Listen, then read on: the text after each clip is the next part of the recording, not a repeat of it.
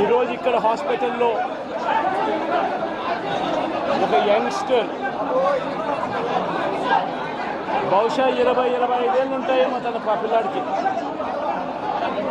ఆ 20 ఏళ్ళ పిల్లాడిని ఎందుకు నిర్దాక్షిణ్యంగా కొట్టారో కూడా తెలియదు.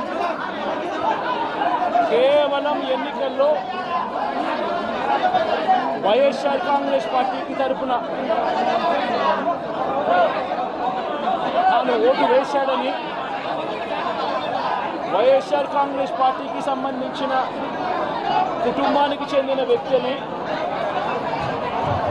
అతి దారుణంగా కావాలని అదే పనిగా వెంపర్లకు ఒక వెహికల్లో వచ్చి దారిలో పోతా ఉన్న పిల్లోడిని బైక్ ఆపి నిర్దాక్షిణ్యంగా కొట్టి హాస్పిటల్ పాలు చేస్తూ ఉంటే ఏమి సాధిస్తూ ఉన్నారు? ఇంతవరకు పులివెందుల్లో ఎప్పుడు ఇలాంటి సాంప్రదాయం లేదు. ఎన్నో ఎన్నికల్లో చేశాం, ఎప్పుడు పులివెందుల్లో ఇలాంటి సాంప్రదాయం లేదు. ఎన్నికలు అయిపోయిన తర్వాత ఓటు వేయని వారిని కొట్టే కార్యక్రమం ఎప్పుడు జరగల. రాష్ట్ర వ్యాప్తంగా కూడా ఒక భయాందోళన వాతావరణం క్రియేట్ చేయడం కోసం అని రాష్ట్ర వ్యాప్తంగా ఇదే చేయిస్తూ ఉన్నారు దగ్గరుండి. ఏం సాధిస్తారు దీనివల్ల? మీరు వేసే ఈ బీజం చేసే ఈ చెడు సాంప్రదాయం రేపొద్దున మళ్ళీ తెలుగుదేశం పార్టీ కార్యకర్తలకి చుట్టుకుంటుంది. చంద్రబాబు నాయుడు అనుకుంటా ఉన్నాడు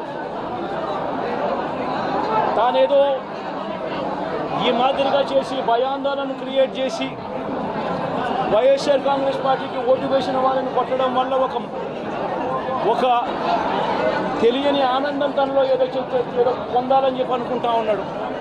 రాష్ట్ర వ్యాప్తంగా ఒక భయాన్ని క్రియేట్ చేయాలని ప్రయత్నం చేస్తూ ఉన్నాడు. కానీ నేను చంద్రబాబు నాయుడు గారికి మరొక్కసారి కూడా చెప్తా ఉన్నా, ఒక చెడు సాంప్రదాయానికి నాంది పలుకుతూ ఉన్నారు. దయచేసి ఆపండి. ఆపకపోతే మాత్రం ఎల్లకాలం మీరే అధికారంలో ఉండరు. అధికారం మారిన రోజున ప్రజలు చంద్రబాబు నాయుడు గారు చేస్తూ ఉన్న ఈ అన్యాయాలను చూసి శిశుపాలని పాపాలు పండినట్టుగా ఆ పాపాలు చాలా వేగంగా పండుతూ ఉన్నాయి. అధికారం మారిన రోజున తాను చేస్తూ ఉన్న ఈ చెడు సాంప్రదాయం తనకే చుట్టుకుంటుంది. ఈరోజు దెబ్బలు తగిలినా దెబ్బలు తిన్నా ప్రతి ఒక్కరూ కూడా రేపొద్దున ఇదే మళ్ళీ అటువైపున చేసేదానికి మీరంతటి మీరే బీజం వేస్తూ ఉన్నారు. ఇది సరైన పద్ధతి కాదు. నాయకులుగా ఉన్న మనలాంటి వాళ్ళని ఇలాంటివి ప్రోత్సహించాల్సిన పని ఎప్పుడు రాకూడదు, జరగకూడదు. దయచేసి చంద్రబాబు నాయుడు గారికి ఇప్పటికైనా చెప్తా ఉన్నా, చంద్రబాబు నాయుడు గారిని హెచ్చరిస్తూ ఉన్నాను, మరొకసారి మళ్ళీ హెచ్చరిస్తూ ఉన్నాను, ఇది కరెక్ట్ సాంప్రదాయం కాదు, దయచేసి దీన్ని ఆపమని చెప్పి. నిజంగానే ఒకసారి మీరు కూడా వెళ్ళి ఒకసారి చూడండి. ఒకసారి ఏం పాపం చేశాడు నా పిల్లల్ని, ఎందుకు కొట్టారు, ఏం పాపం చేశాడని కొట్టారు. ఒకసారి హాస్పిటల్లో కూడా ఒకసారి చూడండి. ఒకసారి 90 మంది పిల్లలు ఇక్కడ జాయిన్ అయ్యారు. మధ్యాహ్న భోజనం పథకం సరిగ్గా జరగడం లేదు. పిల్లలు కనీసం బ్యాగుల సప్లై కూడా సరిగ్గా జరగడం లేదు. ఇచ్చేటోడు ఎవడు ఇవ్వడం లేదు సరిగ్గా ఏది వ్యవస్థ అనేది ఏది సరిగ్గా జరగడం లేదు. వ్యవస్థను గాడిలో పెట్టండి. మీరు ప్రజలు మిమ్మల్ని ఏదైతే ఓటు వేశారో ఒక కారణం చేత మీరు ప్రజలు 10% మంది ఓట్లు, మాకు రావాల్సిన 10% మంది ఓట్లు మీ వైపు డ్రిఫ్ట్ అయ్యాయి అని అంటే కేవలం మీరు చేసిన మోసపూరిత వాగ్దానాల వల్ల డ్రిఫ్ట్ అయ్యాయి. ప్రజలు మీ దగ్గర నుంచి ఎక్స్పెక్ట్ చేస్తూ ఉన్నారు. రైతులు అల్లాడిపోతూ ఉన్నారు, రైతు భరోసా అందక. పిల్లలు అల్లాడిపోతూ ఉన్నారు, పిల్లలు బడులు స్టార్ట్ అయ్యాయి కానీ తల్లులకు అమ్మఒడి కార్యక్రమం ద్వారా వస్తూ ఉన్నది రావడం లేదు. తల్లులు ఎదురుగా ఆశగా ఎదురు చూస్తూ ఉన్నారు. వాళ్ళని చూసుకోండి.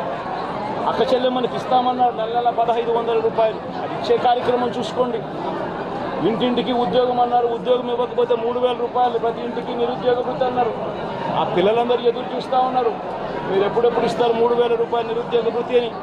అది చూసుకోండి.